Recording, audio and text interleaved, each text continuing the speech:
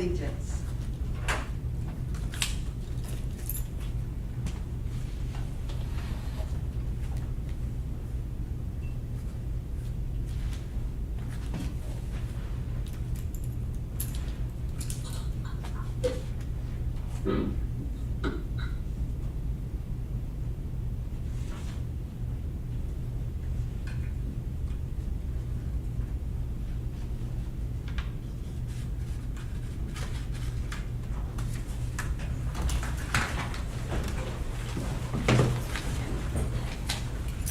I pledge allegiance to the flag of the United States of America and to the republic for which it stands, one nation, under God, indivisible, with liberty and justice for all.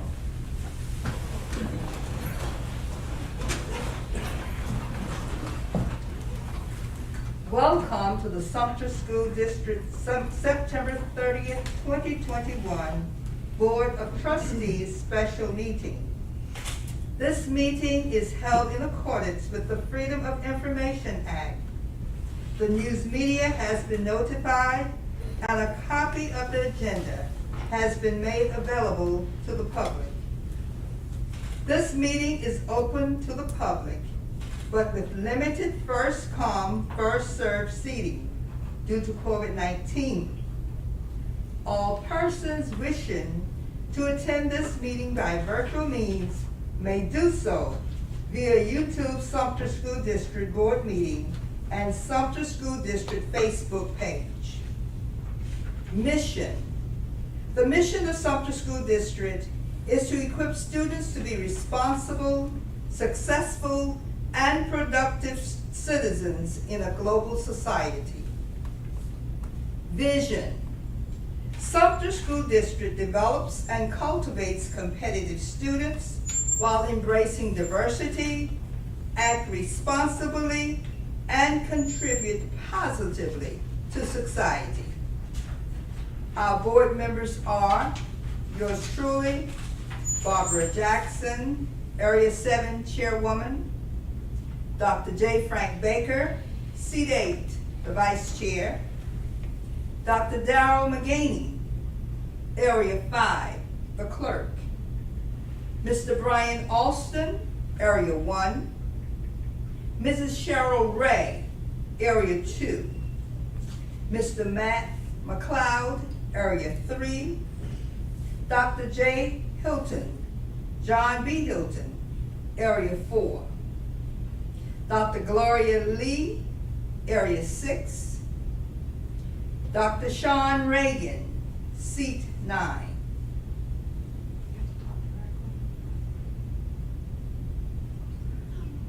Mrs. Robin Mills will not be with us tonight she's the Deputy Director of Installation Support at Shaw Air Force Base.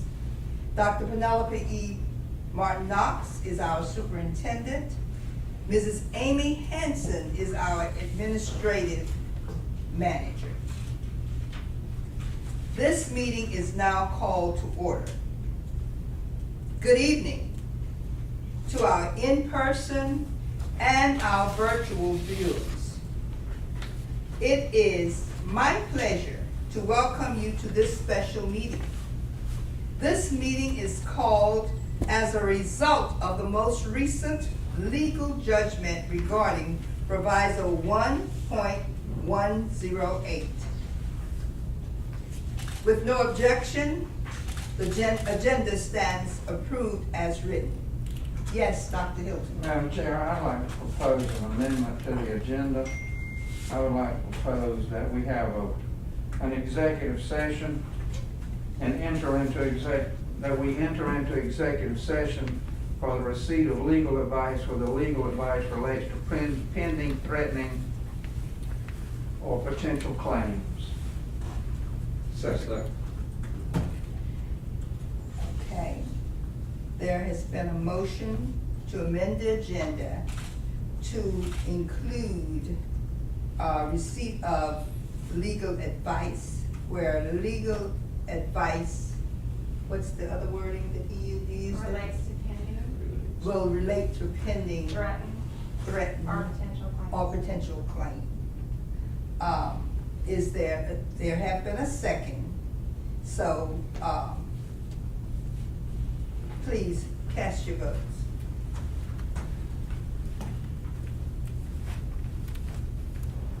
I'll need voice votes from those trustees who do not have their computers. Yay, did. And mine did not come up. Is yours, yes or yea or nay? It's up now.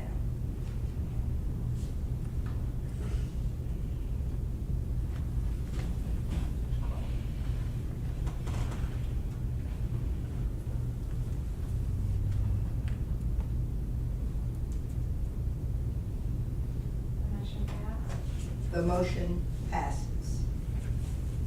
Okay, We are now in executive session. we are now in executive session. We don't have anything or something? We need, yes, but we need to go to another room. We need to go to another room. We can't do the other part first and then go into executive session?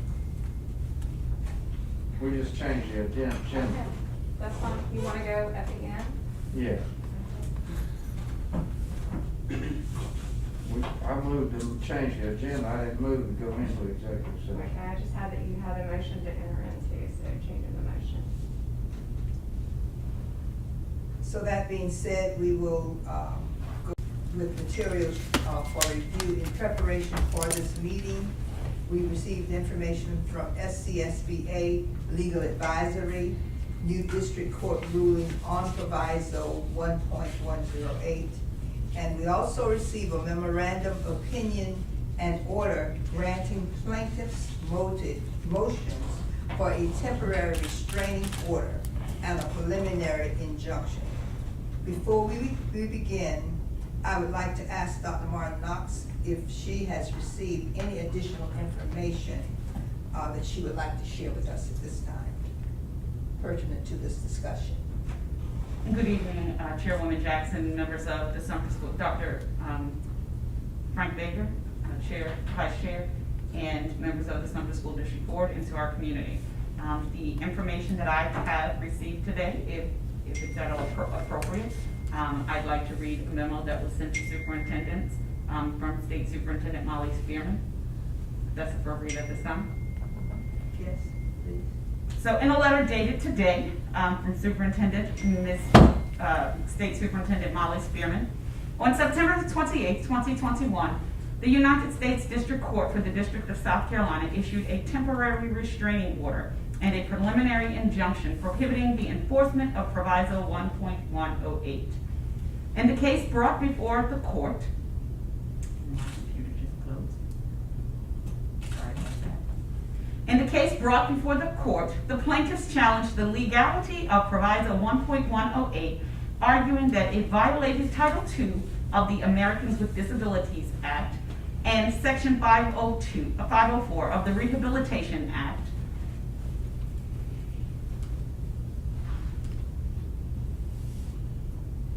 of 1973. The court agreed with the plaintiff's findings that Proviso 1.108 discriminated against children with disabilities. The immediate effect of the court order is that, I apologize, my computer keeps shutting down, is that both the state and local school districts are prohibited from enforcing Proviso 1.108, and school districts now have the discretionary authority to require masks.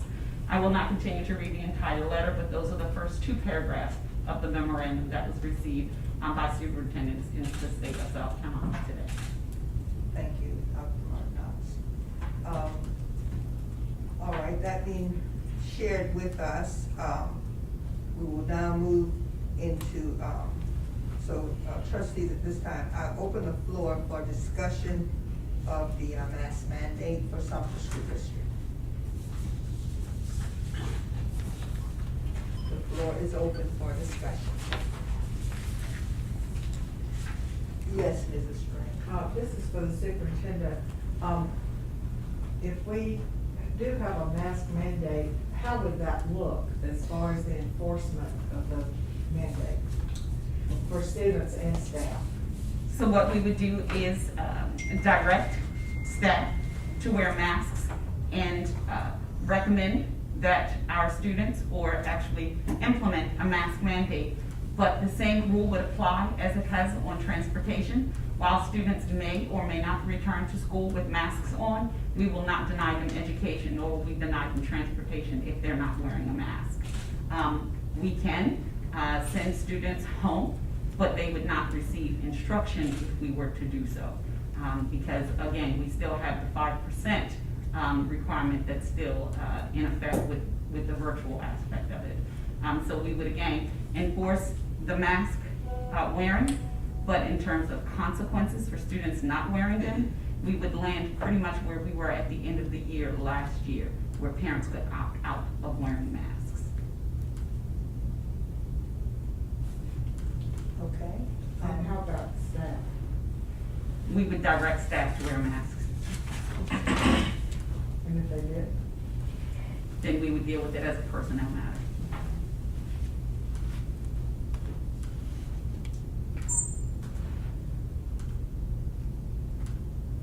Is that your last question, Mrs. Ryan? Yes, yes. All right.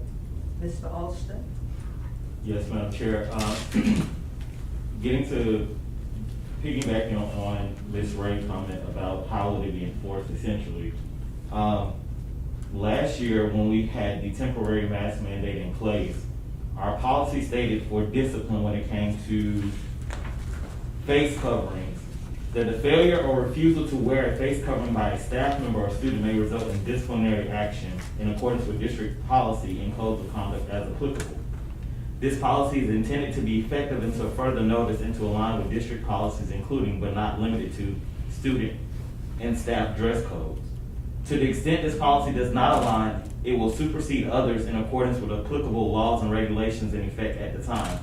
For clarification on potential conflicts between policies, the interpretation of the superintendent or his or her designee is final. The board authorized the superintendent or his or her designee to amend these requirements as necessary to meet health and safety guidelines.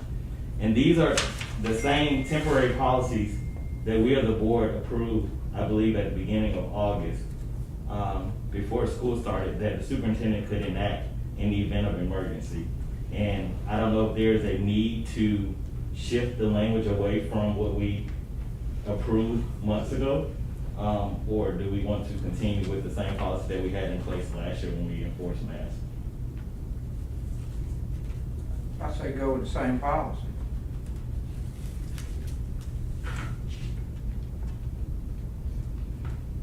That's the question when it comes to and how we would enforce. Is there a need to amend policy, in your opinion?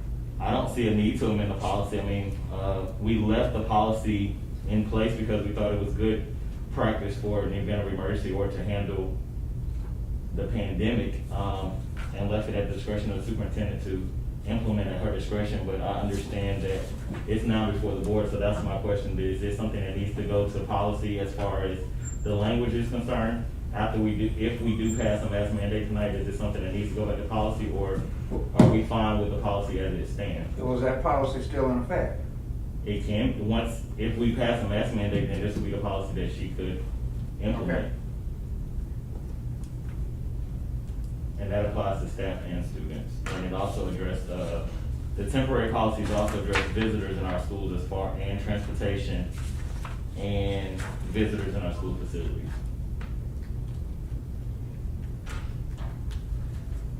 Let me just ask one question.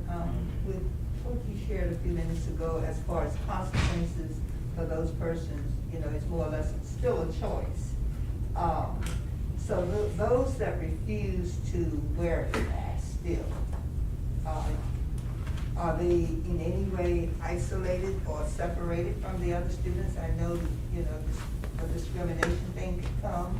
So if there are any real consequences, then what do we really have in place? So the biggest gist of this is just to make sure that we can provide our children with an environment where they can come to school with minimal disruption.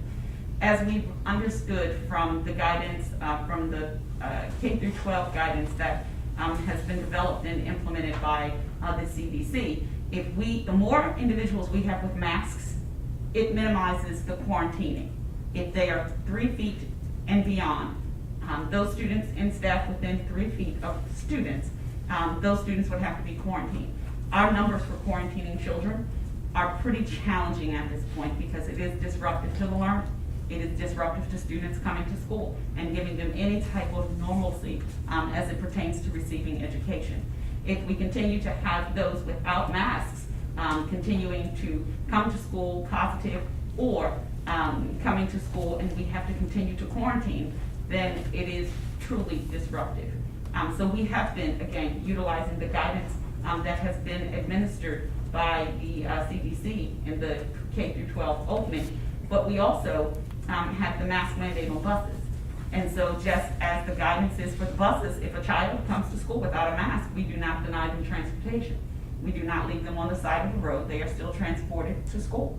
And unless we want to get into the practice of suspending or sending children home because they don't have a mask, we have to figure out which one is the most disruptive, sending a child home without having a mask or keeping a child in school so that he or she can continue to learn. But we have not had the conversation about separating children because we really haven't had the conversation with principals yet at this point because this guidance is pretty new from the State Department. I saw Dr. Hilton's hand, then Brian Outcome. It would seem to me that if a child comes to school without a mask, if we implement a mask mandate and a student comes to school without a mask and won't put on the mask, I think we would be on a firm legal and medical footing to ask that student to sit away from the other students. And if there are 2 students in the class with no mask, you put the 2 students without mask over here in this area, and then when it comes time to possibly quarantine students, then you have a seating chart that the ones without mask over here, the ones with mask over here, then you can identify who needs to be quarantined and who does not need to be quarantined. It would seem to me. I don't see how we could get in any legal trouble by asking kids who don't have a mask to sit over here in a group, if there's more than one in a classroom. It seems prudent, and it seems practical, and it seems the best way to go to ensure the safety of all the other kids in the classroom. Thank you. And when I read the discipline aspect of the policy, where it speaks to the policies intended to be effective and to further notice and align with district policies, including but not limited to student and staff dress codes. When you look at policy ARJICA-R student dress code, and it's referenced uniforms, it says a request for exemption from wearing a school uniform due to a student's religious beliefs or medical condition is to be brought to the attention of the principal. The parent or legal guardian must provide a written request for exemption with a letter from a religious institution or a physician. The last paragraph of it speaks to compliance with the dress code. Each school will make every effort to achieve full compliance of the dress code policy through the use of positive interventions and strategies that are aligned with the student code of conduct. Only when positive interventions fail should disciplinary action be used to achieve full compliance. And I think that goes to the point of we don't want to have a punitive consequence for our students where we can encourage, if a student comes to school without a mask, we can encourage them, and the last resort should be the disciplinary aspect of it. And as Dr. Hilton alluded to, I think that's where that's one of those strategies before you get to suspending a student or excluding a child from the school altogether, is that positive reinforcement or the positive interventions and strategies to try to get a child to be in compliance with the dress code. Any other discussion? Any other discussion?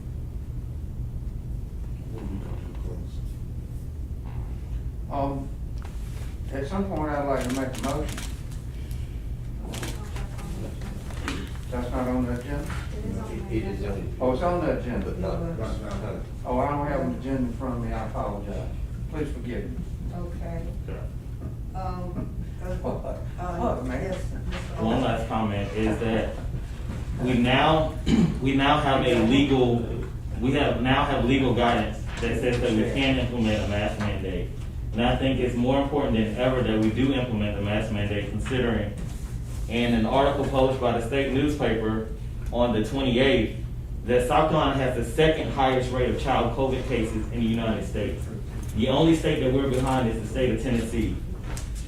When it comes to South Carolina has the second highest rate of COVID-19 in children as of last Thursday, according to an updated analysis from the American Academy of Pediatricians. For every 100,000 children in South Carolina, about 14,600 have contracted the coronavirus since the beginning of the pandemic, almost double the national rate of 7,600 COVID-19 positive children cases per 100,000. As of last Thursday, 596 children in South Carolina has been hospitalized after contracting the virus since the beginning of the pandemic, according to a report. Since the beginning of the pandemic, those ages up to 20 years old, which is our kids from K-12, made up 23% of all reported COVID-19 cases in the Palmetto State, according to the State Department of Health and Environmental Control. Since the start of the fall semester, South Carolina schools reported that 35,334 students as of last Wednesday had to be isolated because they had COVID-19. It's more important than ever that now we can't use a proviso as a reason not to implement a mask mandate in our schools. We have the second highest rate in the nation. I don't think that's something for South Carolina to be proud of, and I don't think it's something that some of the school districts should contribute to. And I think we need to act responsibly and fulfill our obligations to our students and our community to mandate a mask mandate in some school districts. Thank you. Thank you, Mr. Austin. Yes, Mrs. Brett? In some of the information I got, it did suggest that the districts contact their legal advisors. Did you contact their attorney for any advice? Did you? Was a conversation, taken, did it take place? That would be under legal briefing, or the, is that not? Is that not the executive session? Yeah. Okay. All right, we'll talk about that. Okay then, are we finished as far as discussing the mandate or the emergency that's before us? If we are, trustees, is there a motion? For executive session? Executive session. Madam Chair, I move that we enter into executive session for the purpose of receiving legal advice, whether legal advice relates to pending, threatening, or potential claims. Second. Okay, a motion and second that we enter into executive session for legal advice, where legal advice might be, pending or potential claim. All in favor? Show of hands. Show of hands, please. Is that unanimous? Dr. Rickon? My hand is up. All those not in favor? Not in favor? All of those that's not in favor, please raise your hand. Okay, Gordon. Okay. The motion carries? Yes, it does. The motion carries. We're now entering into executive session. Now we'll need to go to another room. Thank you. We will go to room 1.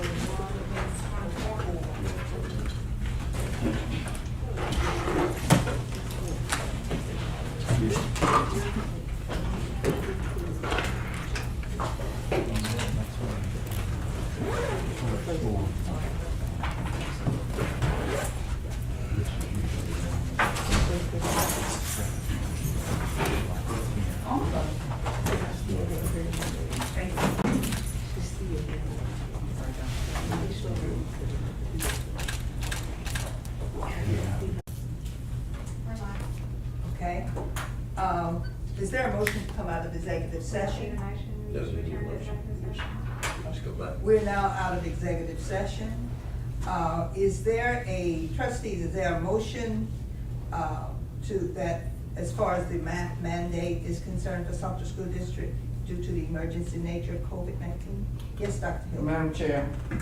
Madam Chair, I move that we enact a mandatory mask mandate for students and staff in the Sumter School District. Second. Okay, a motion has been made and a second to approve an emergency mask mandate for Sumter School District due to the emergency nature of COVID-19. Is there any discussion? Please cast your vote. Can I do a voiceover? You're gonna have to, you can all do voice votes, you're just gonna have to do raise of hands if you go. Show of hands for all gays. And just call the names out, please. Let's start on this side. Please tell me who you are. Sean Reagan. John Hilton. Barbara Jackson. Mark Baker. Brian Austin. Lori Lee. All names. What about nays? Matt McLeod. Cheryl Ray. Dr. Jackson, what's your vote? I did, yeah. Motion passes with two. Okay, motion passes. The motion passes. The motion passes. And with that being said, on behalf of the Board of Trustees, I'd like to thank you for joining us for this special meeting. We hope that you know how valuable we consider our staff, our students, as well as our parents and families. The community as a whole is very important to us. Please continue to be with us as we strive to do everything within our power to remain safe and remain Sumter strong. There being no further business, this meeting is officially adjourned at 6:04 p.m. Thank you and have a great night.